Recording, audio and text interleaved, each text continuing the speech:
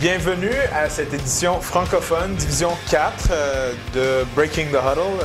Darren ici avec Maxime, Dominique et Alex. Donc, finalement, on a un joueur de The Family qui sont invaincus 4-0. On a un joueur de Maximum Carnage invaincu 4-0, donc les meneurs de chaque conférence. Et on a le chroniqueur qui, dans la tête de tous ceux qui lisent son article, il est 4-0, il est invaincu dans nos cœurs. Mais, sauf le mien. Mais, anyways, donc, on va commencer comme on l'a fait la première épisode. On va commencer avec des questions plus générales sur la Ligue. Après ça, on va enchaîner avec des questions un peu plus directes. Puis Alex va être là pour donner son point de vue d'expert chroniqueur de Division 4. Donc, premièrement, on va commencer avec une question qui vous concerne, vous, les deux équipes The Family et Maximum Carnage, parce que vous deux, vous êtes des équipes qui étaient en Division 5 l'année passée. Évidemment, Family, vous avez gagné. Maximum Carnage gagné le championnat. Maximum Carnage, non. Mais quand même, vous avez senti que votre équipe était assez forte pour monter dans la Division 4. Donc, comment sentez-vous, premièrement, avec ce changement-là? Évidemment, vos deux équipes sont 4-0. Mais est-ce que c'était plus difficile que vous auriez pensé, plus facile? Maxime, on va commencer avec toi. C'est sûr qu'on s'attendait avec des matchs plus serrés. On se disait le niveau, il va être. Les gars de Division 4, ça fait plus longtemps qu'ils sont dans la Ligue, ils savent dans quoi ils s'embarquent. Mais non, maintenant, le calibre de jeu, on s'y est fait. Puis on a gardé notre plan de match quand même qui est resté comme l'année passée, Division 5. On a juste rentré peut-être un peu plus de vitesse dans nos jeux. Puis l'exécution rentre bien avec notre carrière, Maxime Forget qui va super bien avec notre offensive. Là. Dominique, même question. Moi, je trouve que, premièrement, on a changé notre roster un peu. Donc, on a pris du nouveau talent. On a fait de nouveaux gameplay. Donc, on est rentré beaucoup plus fort. Et aussi, on a remarqué que la saison passée, quand on jouait des équipes meilleures, nous, on jouait mieux nous-mêmes. Donc, on a trouvé qu'en jouant un calibre plus élevé, nous, on pourrait élever notre propre niveau. Et à date, ça marche. Et on espère continuer comme ça. OK. Puis justement, il y avait deux autres équipes, les Sphinx et Patriots, qui ont fait la même chose. Donc, c'était des bonnes équipes dans la division plus basse. Puis ils ont essayé dans la division 4 avec des résultats un peu comme ci, comme ça, selon l'équipe. Donc, Alex, qu'est-ce que tu penses au niveau de ces équipes qui ont pris le saut vers la division 4? Est-ce que vous pensez qu'ils devraient rester puis c'est la bonne place, ou y a-t-il un ou deux que tu penses qu'il aurait peut-être dû rester en Division 5? De toutes les équipes qui sont montées de la Division 5 à la Division 4, les meilleures, c'est clairement Patriots, The Family et Sphinx. Et ces trois équipes-là sont encore dans les meilleures en Division 4. Donc, c'était un super bon move de leur part. Je pense que l'équipe championne de la division va être une de ces trois équipes-là. Et Merci. Je suis juste là, juste à côté de toi. Et l'équipe qui va gagner va devoir monter en Division 3 éventuellement. En ce moment, les Patriots ont eu un peu de misère. Ils ont de la difficulté. Ils ont perdu contre The Family, entre autres, par un touché. Et la semaine passée, ils ont perdu contre Mongoose, également par un touché. Mais ça, ils sont rendus à 500. Là. Faut pas faire. Ils sont rendus à 500, mais c'est une équipe très très forte. Va sûrement finir 7-3, 8-2. Mongoose, une excellente équipe, également en Division D la dernière saison. Les autres équipes qui ont monté de la Division 5, c'est Park Streets et Red and Wild. Park Streets 3-1, mais quand même, je joue des équipes assez faibles, et Red and Wild qui ont beaucoup de problèmes en ce moment à s'adapter au jeu de la Division 4. Pensez-vous, dans le fond, OK, vous deux, vous m'avez dit que c'est quand même ce que vous attendiez, qu'il fallait monter le jeu d'un cran, mais pas plus que ça. Mais pensez-vous que que la Ligue devrait obliger à certaines équipes de monter, même s'ils ne gagnent pas le championnat tel que le Family? Tu sais, une équipe qui a des bons joueurs, mais même s'ils n'ont pas eu la meilleure saison, s'ils ont terminé 7-3, 8-2, quelque chose comme ça, qu'on devrait les obliger à monter à une division plus haute. Donc, Dominique, on va commencer avec toi pour celui-là. Moi, je trouve que le règlement tel quel, comme il est maintenant, il est bon. Donc, seulement si tu gagnes le championnat, tu montes, parce qu'évidemment, tu es la meilleure équipe. Donc, je pense que c'est un bon règlement de les forcer à monter. Les autres équipes, s'ils ne gagnent pas, ça se peut que le roster change aussi. Donc, c'est peut-être pas les mêmes joueurs qui reviennent l'année prochaine. Donc, je pense que c'est vraiment à leur discrétion de savoir s'ils doivent rester dans la même division ou monter. Peut-être pour eux-mêmes, ils vont réaliser que c'est peut-être pas aussi amusant de jouer dans une équipe, dans une division un peu plus basse. Donc, ça devrait vraiment, je crois, à la discrétion de l'équipe de monter ou non. s'ils ont pas, à moins qu'ils ont gagné le championnat, évidemment. Alex, penses-tu qu'on devrait être plus rigide ou moins rigide à cet égard? Je pense qu'en ce moment, les règles qui sont en place fonctionnent très bien. Les équipes championnes, s'ils ont plus que 50% de l'équipe qui revient avec leur carrière, ils montent de division. Si les autres équipes, c'est vraiment. La plupart des équipes n'aiment pas jouer contre un calibre trop facile de toute façon. Donc, juste de par ce fait-là, les équipes montent toutes seules dans une division supérieure. Sphinx, qui ont perdu en demi-finale, ont monté. Des équipes qui n'ont même pas si bien fait, comme Run Wild ou Park Street, qui ont une des saisons de printemps coup-ci, coup-ça, sont quand même montées en division 4. Donc, la plupart des équipes vont vouloir ce challenge additionnel-là et vont monter toutes seules. Ben, Maxime, dans le fond, pour The Family, par exemple, admettons que vous finissiez 10-0, vous ne perdez aucun match pendant la saison régulière, mais on ne sait pas comment, mais dans la première ronde, vous perdez. Est-ce que vous monteriez quand même à la division 3? Oui. Oui? Ouais, la décision est quand même déjà prise face à ça. Là, que on s'est dit on va monter progressivement. Mais, on joue dans cette ligue-là pour avoir du plaisir, toute la gang ensemble. C'est comme notre samedi soir ou la dimanche soir en équipe, en boys. On vient pour avoir du plaisir, c'est ça, on vient pour avoir un challenge aussi, on veut des bonnes games. Mais on a dit on va y aller une division à la fois. Mais comme là, on voit déjà que quand même le calibre est meilleur en division 4 déjà. Mais on aimerait ça encore là, avoir comme les games comme la semaine passée contre les Patriots, là, serré jusqu'à la fin, un gros challenge. On aime ça comme ça. Là, comme Dominique disait, on élève notre cran d'un jeu, puis c'est comme ça qu'on a du plaisir. On est encore plus fiers de s'être déplacés pour venir jouer après la game. Là. OK, c'est good. Ma prochaine question, c'est encore, je me suis inspiré des deux équipes qui sont représentées ici. The Family, j'ai remarqué, tout le monde a remarqué que vous avez une grosse équipe. Je veux dire, il y a 11 joueurs d'habitude. Puis Maximum Carnage, vous êtes 8, dernière fois que j'ai vu. Je ne sais pas si c'est régulièrement 8, c'est ça. Donc 8, je trouve qu'en principe, la majorité des équipes dans Flag Plus Football sont autour de ça, 7, 8, parce que tout le monde veut avoir leur temps de jouer. Mais vous, The Family, vous avez eu beaucoup de succès avec une équipe avec autant de joueurs. Donc j'aimerais savoir, dans le fond, pour quelle raison est-ce que vous êtes penché vers cette possibilité d'avoir 11 joueurs sur l'équipe? Est-ce qu'il y a eu certains joueurs qui étaient moins à l'aise avec ça ou est-ce que tout le monde était on board? Non, encore là, le concept de notre nom de family, on est vraiment une famille. Chaque joueur a son rôle dans l'équipe, chaque joueur a sa position qui est le meilleur pour lui. Comme il y a moi qui joue both ways, il y a aussi Florian, Maxime, des fois qu'on va alterner à la défensive. Mais chaque joueur a sa position vraiment qui est à l'aise, qui sait qu'à chaque fin de semaine, à chaque jeu, il va performer comme ça. Puis on essaie de garder ça comme ça aussi, d'avoir des gars en forme à chaque jeu, les gars prêts mentalement, qui sont focus, puis qu'on est vraiment pas brûlés, puis on se fera pas avoir par une bêtise là, que le gars il aurait dû aller prendre une pause au lieu de continuer à jouer comme ça. Okay. Donc on aime mieux ça, cette optique-là, d'avoir chaque gars sa responsabilité à lui, puis il en fait pas plus. Là. Okay. Il n'y a jamais eu un joueur qui a dit j'aimerais jouer un peu plus ou... Non, nous autres, ça n'arrive pas. Là, ça n'arrive pas sur votre équipe. C'est bien. Si ça fonctionne pour vous, tant mieux. Puis à date, ça fonctionne. Oui, ça va très bien. Dominique, donc, même question, mais de l'autre bord. Donc, vous êtes juste 8. Mais je dis juste 8, comme j'ai dit, la plupart des équipes sont autour de ça. Mais par contre, est-ce que vous avez déjà eu comme des cas où vous vous êtes dit, j'aimerais tellement avoir quelques joueurs de plus? T'sais, des fois, on sait qu'il y a des joueurs qui ne viennent pas ou sont blessés. Est-ce que ça t'est déjà venu à l'esprit? Moi, je dirais non. On a été assez chanceux à date pour que tout le monde vienne à chaque game. Et je dirais même que je suis sûr que le monde aimerait avoir moins de joueurs pour que chacun joue le plus de temps possible. Okay. On est vraiment là pour s'amuser et 44 minutes, ça passe comme ça. Vraiment, tu rentres, tu sors, puis c'est déjà fini.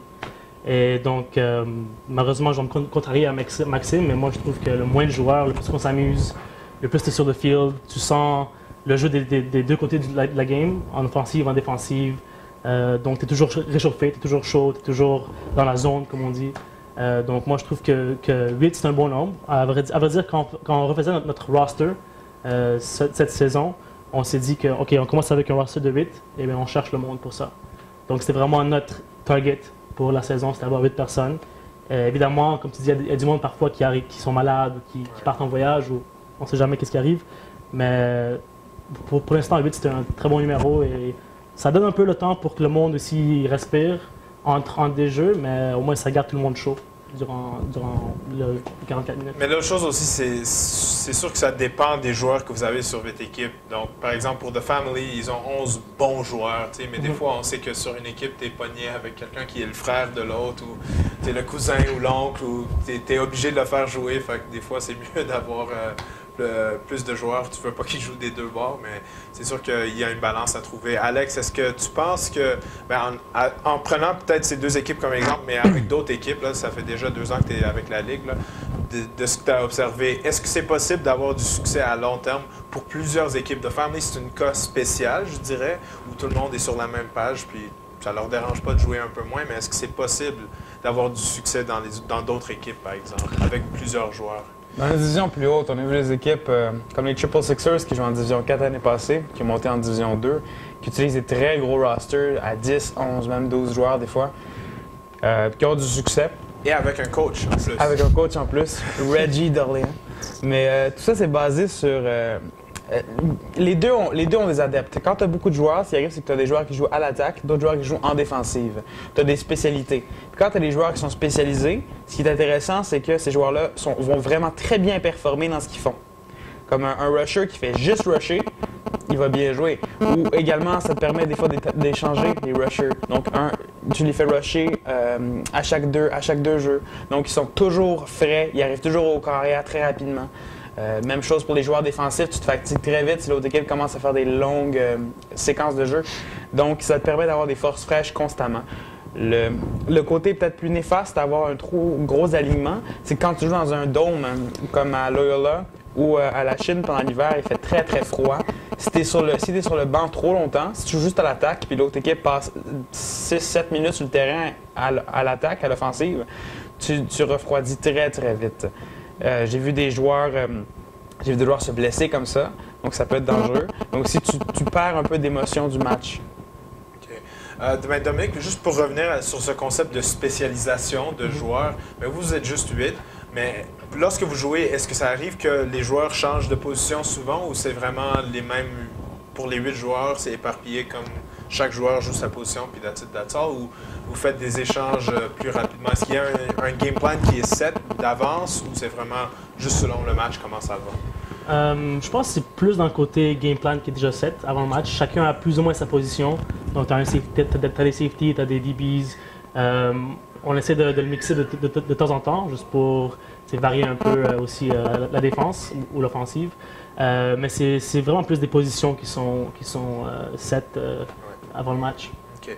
Et pour The Family, si, admettons, il y a un joueur qui joue cornerback, vous m'avez dit que tout le monde joue sa position, là, avec 11 joueurs, c'est sûr que c'est le cas. S'il y a un joueur qui il se fait brûler comme à chaque match ou whatever, puis c'est 3 matchs de suite, 4 matchs de suite, ça va prendre combien de temps pour que quelqu'un lui assise et dit comme OK, on va te changer de place, on va te mettre comme plus short zone, quelque chose de différent, on va te changer de position, ou est-ce que c'est vraiment on va lui donner la chance de se rattraper pendant tout au long de la saison?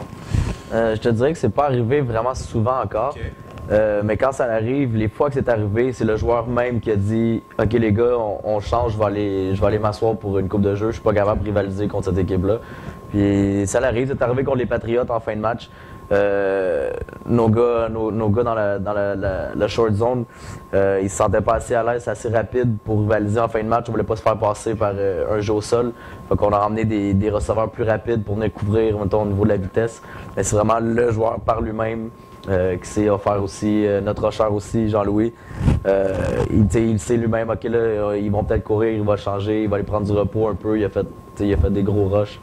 Fait que les joueurs par eux autres même, là, on va changer. Moi-même, quand je joue Boat-West, si je suis fatigué, j'ai fait des gros jeux offensifs, je vais demander un backup. Fait que pas mal, l'équipe, on est vraiment comme ça, là, unis, une famille, puis on a besoin de changement, on y va. Puis, dans le fond, je pense que les deux façons sont aussi bons l'un que l'autre. Il faut juste avoir des bons joueurs. Je pense que c'est ce qui ressort. Donc, c'est tout pour la première partie. On va enchaîner après avec la deuxième partie, qui est les questions un peu plus précises, qu'on appelle en anglais « fill in the blanks ».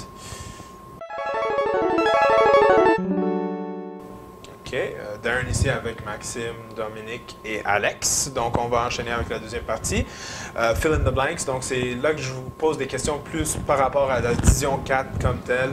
Puis, c'est juste des réponses comme fermées. Là. Je veux dire, une réponse facile. Donc, il n'y aura probablement pas beaucoup de discussion, à moins si vous dites quelque chose de très intéressant. Fait qu'on verra. Donc, ma première question pour Maxime, c'est quelle est la meilleure équipe à date que The Family a joué? Donc, pas juste cette saison, mais dans la saison l'année passée aussi. Quelle équipe tu qualifierais de la meilleure équipe, celle qui vous a posé le plus de difficultés? Je dois avouer que les Sphinx de l'année passée, ils nous ont causé beaucoup de problèmes. Cette année, on les a pas affrontés encore, mais on le sait qu'ils ont changé leur roster un petit peu. Que ça va être à voir. Mais les Patriotes aussi de cette année. L'année passée, on les avait battus vraiment par beaucoup.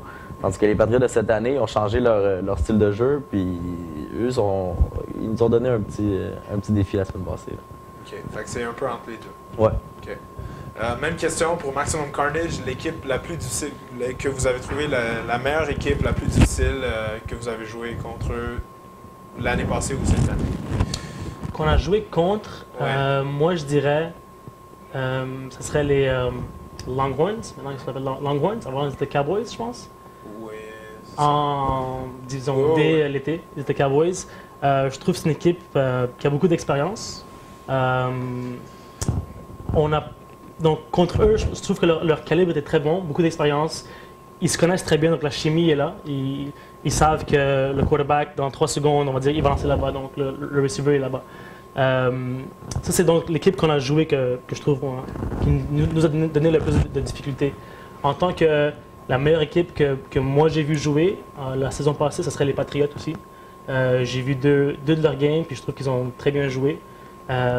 Cette saison, j'ai regardé The Family une fois, et ça, c'est vraiment l'équipe que nous, on a sur notre crosshairs, comme on dit en anglais. Donc, ça, moi, je dirais Longhorns de la saison passée, Patriots et The Family. OK. Fait que le Sphinx, non. Mais on n'a jamais vu leur game, donc malheureusement, on n'a pas encore eu l'occasion. C'est ça la question, là, Ouais. c'est correct. Bon, Alex, c'est sûr que je peux pas te demander, là, tu fais rien que scorekeep et d'écrire, d'être chroniqueur pour la Division 4. Juste ça. Et je l'ai fait avant toi, OK? Fait que, donc, mais pour toi, de ces réponses-là, c'est quelle équipe que tu trouves est la meilleure en ce moment? Mais je trouve ça assez comique parce que Maximum Carnage ne veut pas jouer contre aucune des 3 équipes que Dominique a nommées pendant la saison. Donc, ça va être vraiment dans les séries que ça va être un gros match-up, sûrement.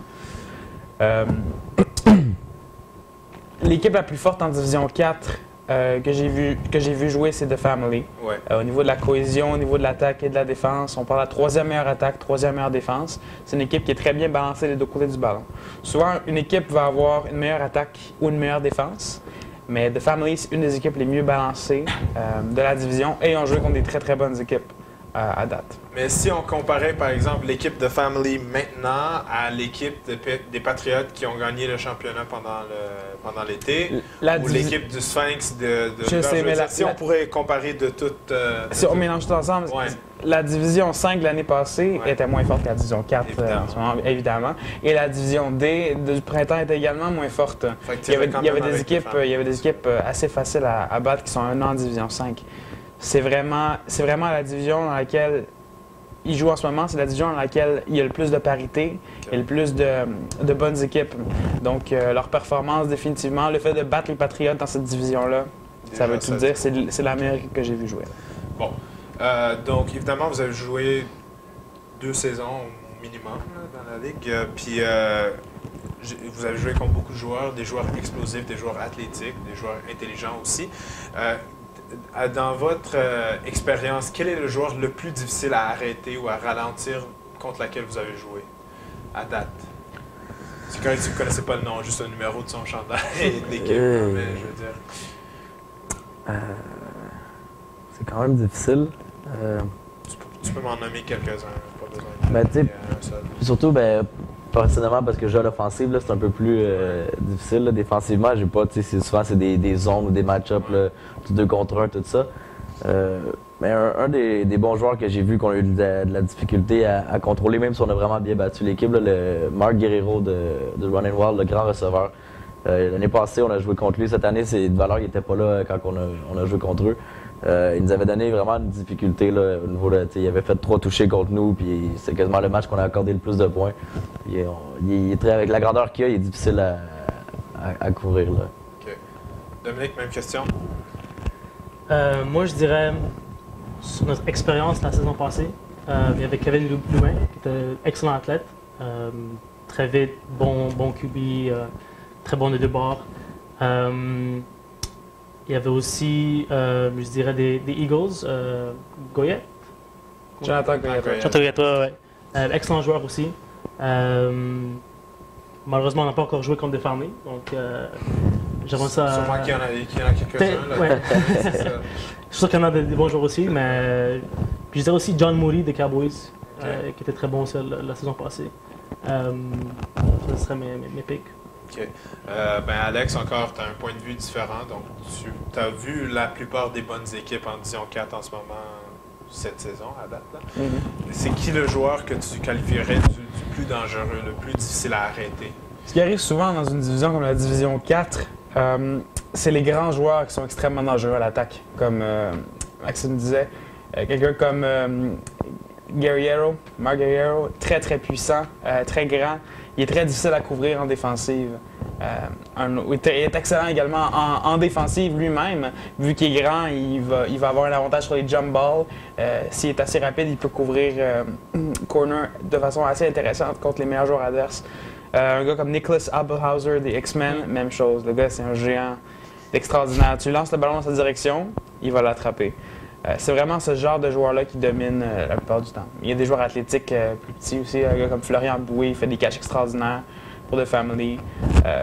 Jeff Moscato, qui est très très bon en défensive pour Maximum Carnage, qui est la meilleure défensive de la ligue. Moscato y est pour beaucoup. C'est une addition de cet hiver. Vraiment un excellent joueur. Okay. C'est vrai. Bon, donc tu as réussi à lécher le cul des deux équipes ici, là, fait que tu t'es racheté un peu. Mais ma prochaine question, c'est donc en ce moment, on a 4 équipes qui sont invaincues dans la Division 4.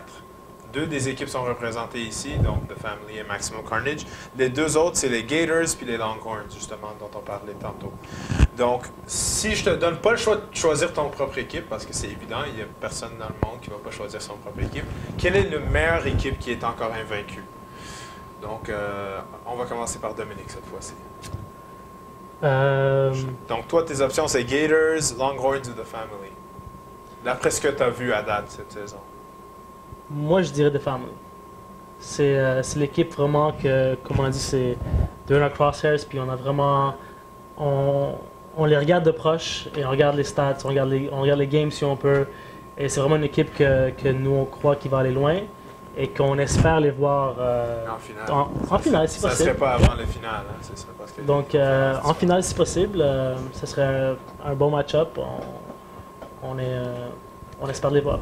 OK. Puis Maxime, donc toi, tes choix, c'est Gators, Maximum Carnage ou Longhorns. Est-ce que tu vas retourner la faveur à Dominique ou... Ça serait facile de le faire. Ça serait facile de le faire, mais honnêtement, j'ai pas vu aucune des 3 équipes jouer. OK.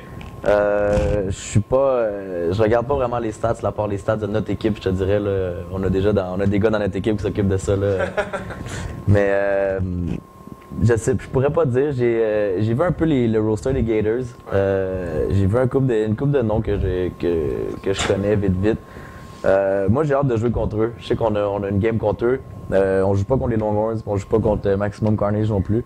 Moi, j'attendais le match contre les Jets, puis ils ont eu des joueurs qui ne sont pas présentés, là, fait que ça a été un peu plus facile que prévu. Mais Gators, on a vraiment hâte. Là. Moi, personnellement, j'ai hâte de jouer contre eux. Fait que j'irais peut-être pour Gators. OK. Puis Alex, si tu devais choisir, je sais que tu vas choisir The Family parce que tu l'as dit à maintes reprises. Mais si tu fallait que tu choisisses un numéro 2. Dans ces 4 équipes-là? Même donne-moi les 4 dans une ordre 1 à 4. Ben, ce serait The Family en premier. Facile pour toi. Les 4 invaincus. D'abord, les 4 équipes qui sont invaincues, c'est pas les 4 meilleures équipes de la division. Je veux juste clarifier ça. Dans les 4 équipes invaincues, la meilleure serait The Family. Oui. Les statistiques disent tout. La deuxième meilleure équipe, à mon avis, ce serait Maximum Carnage, de par leur défensive. Et... Pas parce qu'il est assis juste à côté de toi. Non, c'est... J'aurais pu le dire. Okay. Ensuite, très près derrière, il y a les Gators. Mais les Gators ont tendance à avoir des problèmes contre des équipes qui sont pas si forte que ça. Par exemple, hier, ils ont gagné, mais seulement par 4 points contre les Marauders, qui sont une des pires équipes de la division. C'est sûr que les Marauders avaient un niveau carrière, mais quand même, je veux dire, ça excuse rien. Les Gators n'ont pas, à mon avis, n'ont pas l'intelligence du football que Maxime Carnage ou The Family ont, par exemple. Même si Kevin Marlowe, c'est un excellent carrière. Et la quatrième, ce serait Longhorns, qui, eux, sont une des équipes les plus intelligentes de la division, mais athlétiquement, ils vont avoir de la difficulté à suivre les équipes plus jeunes, parce que, bon, la plupart sont dans la trentaine. C'est des joueurs plus vieux, mais une des équipes les plus intelligentes de la division. Puis surtout, beaucoup de chimie, là. C'est des exactement, beaucoup de chimie. Depuis, ces quatre équipes-là, il y a beaucoup de chimie. À part Gators qui tendent à changer leur alignement plus souvent. Là. OK. Donc, dernière question de cette sous-section. On parle toujours, le QB, c'est la position la plus importante. Je ne sais pas si on peut se mettre tous d'accord pour ça. Ou oui, plus ou moins. OK. Bon. Après le QB, c'est quelle position qui est le plus important dans la ligue Flag Plus Football? Donc, ça veut dire 6 contre 6 dans les terrains qui sont un peu plus restreints. Donc, quelle position que tu qualifierais de plus importante, Maxime? On va commencer avec toi. Si je me fie vraiment à mon équipe, je dirais c'est sûr que quand Maxime Forget n'est pas là, on est du tout la même équipe. On l'a vu au premier match de la saison, il a fallu que Florian ou moi on partage le poste de carrière. Sinon, je te dirais notre joueur de centre, qui est Florian. Si la vitesse qui rentre ses snaps, ça donne un bon 2 secondes de plus à Max là, pour question de lire, d'avoir le ballon dans sa possession avant même que le rusher soit parti. Ça change beaucoup le timing de notre offensive. On a Dominique aussi, Dom Martin, qui peut faire les snaps. Quand on a des blessés, Florian va jouer receveur. Mais tu sais, juste là, des fois, ça va jouer un peu sur notre timing à l'offensive. Je dirais plus pour le centre. OK, joueur de centre. C'est intéressant. 30 secondes, c'est intéressant ce qu'il dit, Maxime, parce que le snapper, c'est une position super importante, puisqu'on l'a vu l'année passée en Division 5, de Family contre Sphinx. Les équipes sont presque pareilles, mais tu comparais le snapper, c'est là qu'il y avait la plus grosse différence. Le ballon rentrait beaucoup plus vite avec The Family qu'avec Sphinx. Puis ça a été un gros facteur. Ouais, des fois, c'est demi-seconde ou une seconde de plus. Il y avait une grande différence. Le snapper je ne sais plus s'ils ont changé de snapper, mais le snapper de Sphinx à la saison dernière, il rentrait vraiment pas la balle. C'était très lent. Chroniqueur de Division 4, tu devrais le savoir s'il y en a un. Ben, je les ai pas vus cette année. Okay, pas encore. Gageons que tu vas les voir cette semaine. Ben non, tu pourras pas, c'est la bye week, mais anyways. La semaine d'après. Bon, donc Dominique, même question. Donc, si c'était à toi, quelle position est la plus importante sur une équipe à part le QB? Bon, mais en offensive, ben, c'est sur QB. Deuxième, je dirais aussi snapper. Je pense que c'est une position qui est très underrated. Okay. Je pense qu'elle fait une grosse différence. En défensive, moi, je dirais rusher. Okay. C'est sûr que le safety est très important aussi parce que si lui, il fait un mauvais jeu, ben, ça peut faire un touchdown. Mais le rusher, je trouve que c'est une position qui met beaucoup de pression sur le quarterback. Donc, il peut au moins faire un sack ou bien un pass deflection ou bien juste peut forcer le QB à faire une mauvaise passe. Qui peut faire une interception ou juste un incompletion. Donc, je trouve que le rusher, c'est une position qui, encore une fois, underrated, mais je trouve qui change vraiment le jeu. Si le rusher il est capable de vraiment rentrer sur le quarterback, de le contain, ça fait une grosse différence sur la défense. Okay. Alex, finalement, je peux te poser exactement la même question que les deux. Moi, je trouve que le centre et le rusher, c'est des positions, les deux sont très importantes. Mais si tu devais choisir un? Les deux n'affectent pas le jeu de la même façon. Le centre, si tu as un bon centre, tout va aller bien. Si tu as un mauvais centre, tu as des plus grandes chances de perdre. Le rusher, c'est le contraire. Si tu as un rusher moyen, tu ne perds pas nécessairement, mais si tu as un excellent rusher, tu as des très bonnes chances de gagner parce que tu peux faire perdre l'autre équipe. Tu peux mettre tellement de pression sur le corps arrière que si ton rusher, par exemple, un gars comme Matt Norzill, en finale l'année dernière en Division 2, avait totalement dominé le match à lui seul. Le rusher a gagné MVP du match. Il a fait ses verges en recevant. En recevant, mais c'est vraiment c'est à la position de rusher qui a vraiment gagné le MVP de la finale. Quand tu es capable d'être dans la phase du carrière ennemi, il ne peut pas faire de points. Ça laisse toute la place ton carrière. Fait que finalement, tu choisis... Les deux. Non, donne-moi un. OK, je vais prendre un meilleur centre avant d'avoir un bon rusher. Okay. Parce que le carrière est influencé par le centre. Bon, c'est une bonne réponse. Donc, mais il n'y a pas de mauvaise réponse, dans le fond. Donc, c'est tout pour cette sous-section-là. On va revenir avec gérant pour un jour. Donc, c'est où je place les joueurs dans la place de Robert Campana, le président. Et des questions individuelles. Dans 3, 2, 1.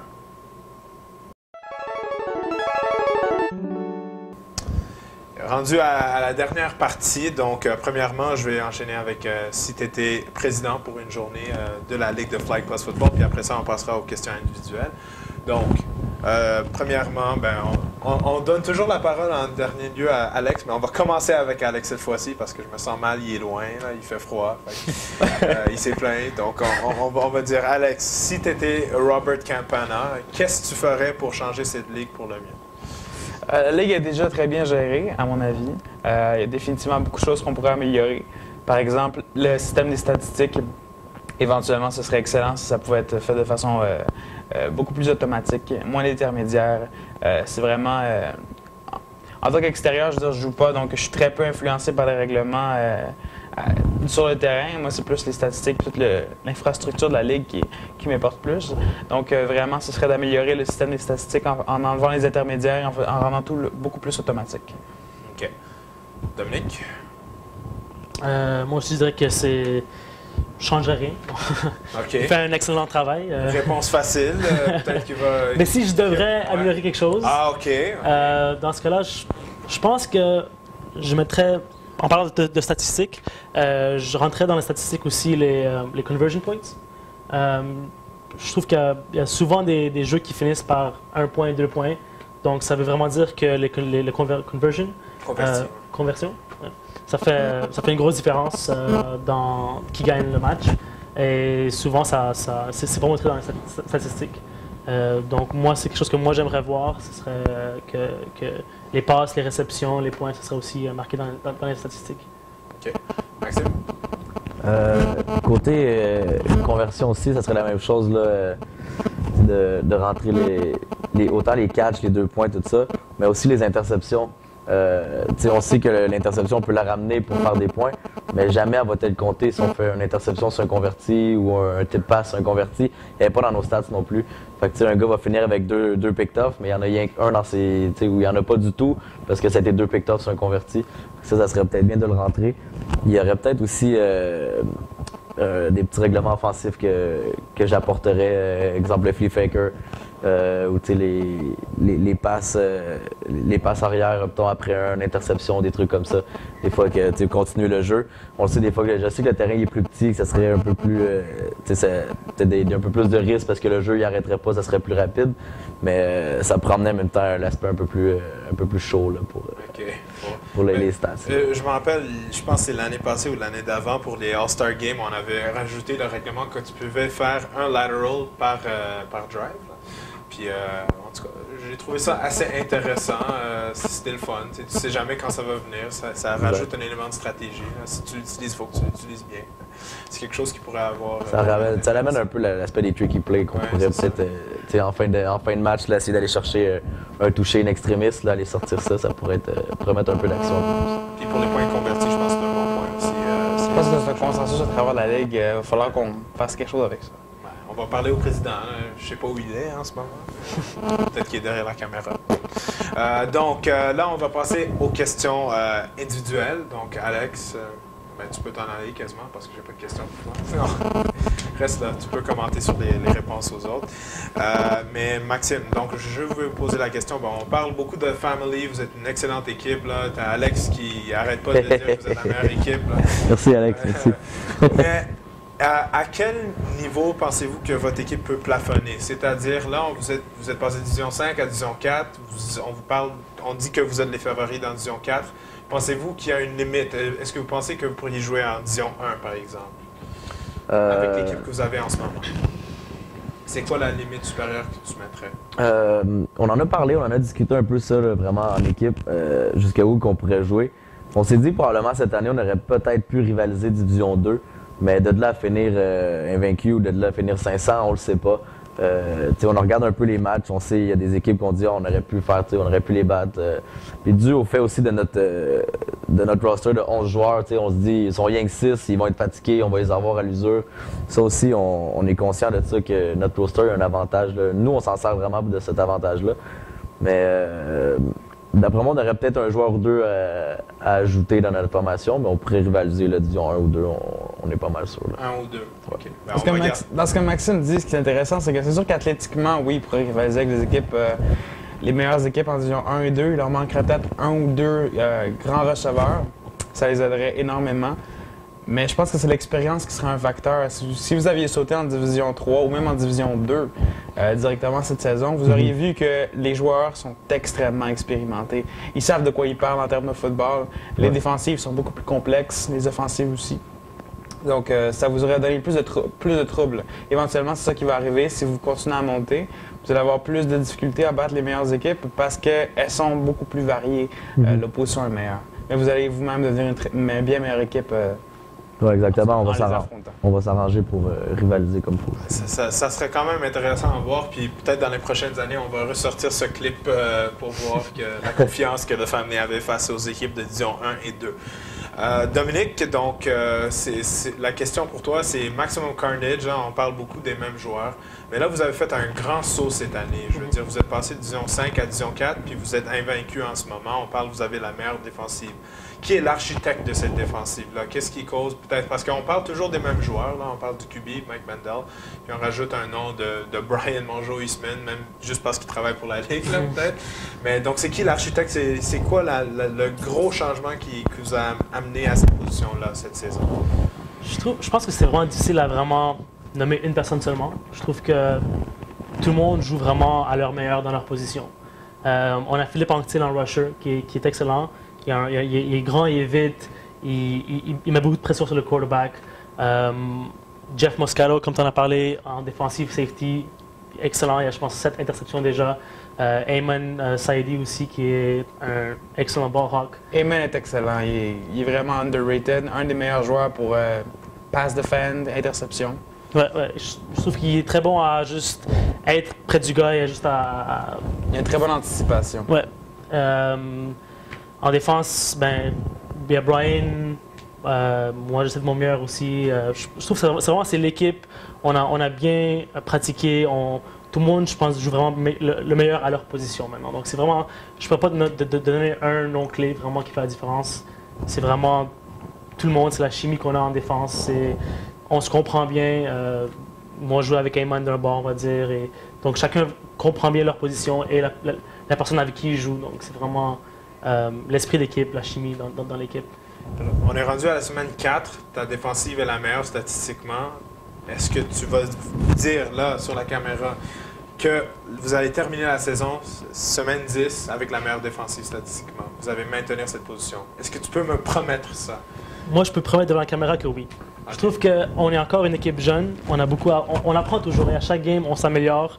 On s'améliore et la défense, elle évolue avec le temps aussi. Donc, c'est sûr qu'on va seulement s'améliorer de maintenant jusqu'à la fin de la saison. Donc, je trouve que the best is yet to come. Ça va être aussi une réponse intéressante à revoir peut-être plus tard dans la saison. Ma question pour Alex, je dis souvent qu'il n'y a pas de mauvaise réponse, mais là, il y a juste une bonne réponse. Qui est le meilleur scorekeeper de tous les temps dans Flag Plus Football? Je sais pas, je peux pas répondre. Darren Bass-Median! Ok, bon, c'est bien. Tu peux revenir la semaine prochaine. Excellent. Non, mais sérieux, c'est tout pour les... C'est sûr qu'on va plus... T'as pas de vraie question pour moi? J'ai pas de question pour toi. Écoute, tu parles à chaque semaine sur le Whipple. On voit assez de ta face. Pas besoin d'avoir une question personnelle pour toi. Pas encore. Peut-être qu'on va faire une semaine, on va faire juste le staff FPF. Juste le staff, ça va être plate, probablement. Anyway, je pense que tout le monde est allé nous entendre parler. Donc, je vais passer la parole aux deux vrais invités Division 4. Donc, les dernières paroles que vous voudriez dire à la Ligue, aux autres équipes, s'il y a une équipe à laquelle tu veux vraiment faire dire quelque chose, peut-être une équipe qui a dit, ben moi je peux pas me rendre à Breaking the Huddle, mais on va revenir ici pour les conférences de presse. C'est peut-être une certaine équipe là, qui parle avec beaucoup de confiance. Donc on va commencer avec toi, Maxime, si tu as quelque chose à dire. Ben, c'est sûr que de la part de toute la family, on envoie un message à Division 4 qu'il reste juste une place en finale parce qu'il y en a déjà une qui est à nous. Puis pour une équipe en particulier, les Sphinx, s'ils pensent se rendre, ben, une petite valeur pour eux, mais ils n'iront pas plus loin que la demi-finale. Bon, OK. Dominique? Ben moi, j'accepte ton invitation. Fait qu'on va se voir en finale. OK, good. Je vais prendre la place qui reste. OK. S'il y a une équipe en particulier, moi je dirais bonne chance aux Monsters. On s'est connus un peu là, en Division D. On se revoit en saison cette année. Donc, looking forward to the game. OK. On va voir, peut-être qu'il y a un peu de friction qui se prépare pour ces deux match-ups potentiels. Family Sphinx et Monsters Maximum Carnage. Alex, je te... Monsters Maximum Carnage, ça va être plate, ça va finir genre 6-6. Mais ça serait quand même chaudement disputé. C'est un bon 6-6. C'est ça. Ben, eux, ils préconisent la défense. Fait que, déjà, ils viennent promettre qu'ils vont avoir la meilleure défense. Donc, ça serait sûrement une bonne chose pour Maximum Carnage. Alex, je te laisse la parole. Le mot de la fin. Dire, ouais. Mais la finale va être excellente. Les demi-finales vont être très très bonnes. Il y a des très très bonnes équipes en Division 4. C'est un peu dommage parce qu'il y a une grande différence entre les meilleurs et les moins bons. Mais il y a vraiment beaucoup de très très bonnes équipes dans la division. Donc, les séries vont être très chaudement disputées. Fait que les finales, demi-finales, bon, quart de finale. Quart de finale, ça va être bon aussi. Écoute, toutes les équipes qui vont en série vont avoir une chance de vraiment se rendre jusqu'en demi-finale et en finale. OK, puis dernière question, est-ce que tu es d'accord avec ces deux joueurs-là que ça va être leurs deux équipes en finale? C'est très possible. Tout est possible. C'est très possible. Maximum Carnage, il va falloir qu'il passe par les Gators. Family, il va falloir qu'ils rebattent probablement Patriot ou leurs bons amis, les Sphinx. Faut pas oublier non plus avec Maximum Carnage que dans leur conférence, il y a Mongoose qui sont toujours cachés, dont personne ne parle, mais ils sont très très forts. Ben, si personne parle, c'est toi le chroniqueur. Je veux dire, en tout cas, moi j'en parle, là, mais personne d'autre que moi en parle. OK, ben au moins, il y en a un. Donc, c'est tout pour nous à Breaking the Huddle. On se revoit dans 2 semaines. Mais merci à nos invités, à Max, Dominique et Alex. Et je sais pas comment clore. Fait que, merci et bye.